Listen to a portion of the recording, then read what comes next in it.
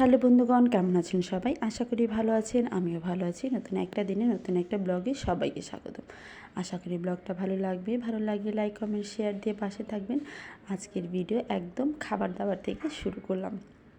সকালবেলা মামি রান্না করেছে হলো পাঙ্গাস মাছের ভুনা, একটা সবজি আর একটা ডাল।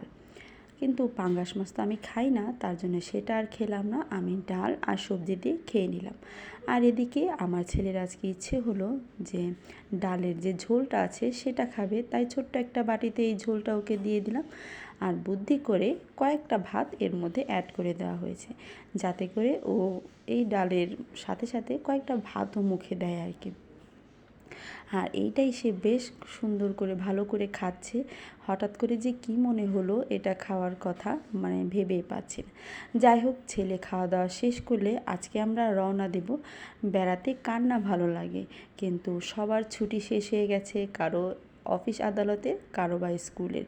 এখন তো আর থাকার নয়, তাই আমরা সবাই মিলে রওনা দিয়ে দিলাম।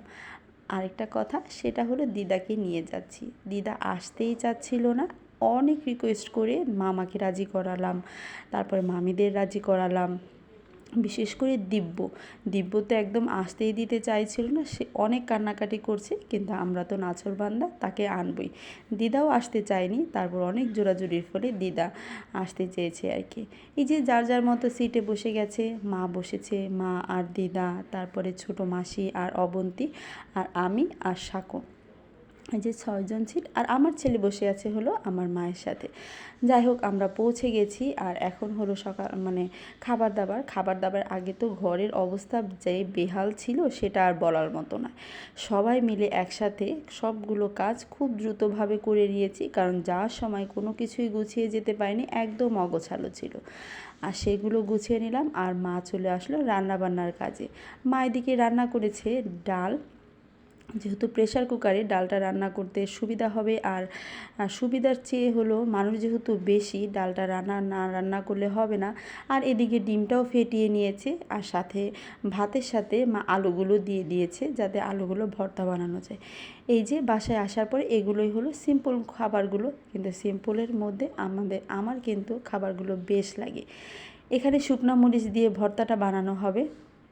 কীভাবে বানাচ্ছি সেটা আর না দেখালাম, ভর্তা বানানো তো আর সবসময় দেখানো যায় না, তাই কীভাবে ভর্তা বানানো সেটা না দেখি সরাসরি ভর্তাতেই চলে আসলাম। এই যে দেখুন কি সুন্দর একদম ঝাল ঝাল করে ভর্তাটা বানানো হয়েছে। আর যে ডিমগুলো ফেটিয়ে রাখা হয়েছিল সেটাই এখন ভাজা হচ্ছে। মোটামুটি রান্নাবাড়া সব শেষ হয়ে গেছে, আর আমাদের অনেক ক্ষুধা লেগে গেছে, কারণ 4-5 ঘন্টা আমরা বসেছিলাম, জার্নি করে এসেছি, ক্ষুধা তো লাগারই কথা। আর আমরা যেমন এসেছি, আজকে কিন্তু আমার মেঝো বোনও এসেছে। আর আসার সময় কি কি নিয়ে এসেছে সেটা আপনাদের সাথে একটু শেয়ার করি। এই যে দেখছেন ওষুধগুলো, ওকে এগুলো গিফট করেছে কোম্পানি থেকে। তাই এতগুলো ওষুধ তো ওর খাওয়া সম্ভব না, বা প্রয়োজনও নাই, তাই ওইগুলো বাসায় নিয়ে এসেছে। এখন যার যেটা প্রয়োজন তাকে সেটা দিয়ে দিবে। আর এগুলো হলো মেঝো মাসির বাড়ির, আমার মেঝো মাসির এক আত্মীয় হঠাৎ করে হাসপাতালে আসে, তার কাছে মেঝো মাসি এই জিনিসগুলো আমার মেঝো বোনের জন্য দিয়ে দেয়। মেঝো মাসি তো আর জানতো না যে ও আমাদের বাসায় আসবে, তাই ওর জন্য কয়েকটা করে পাঠিয়ে দিয়েছে। এই যে লটকনটা দেখছেন, এটা আমার মেঝো মাসির বাড়ির গাছের। আর এই যে লাউটা, মিষ্টি কুমড়াটা, সেটাও আমাদের মেঝো মাসির বাড়ির গাছের।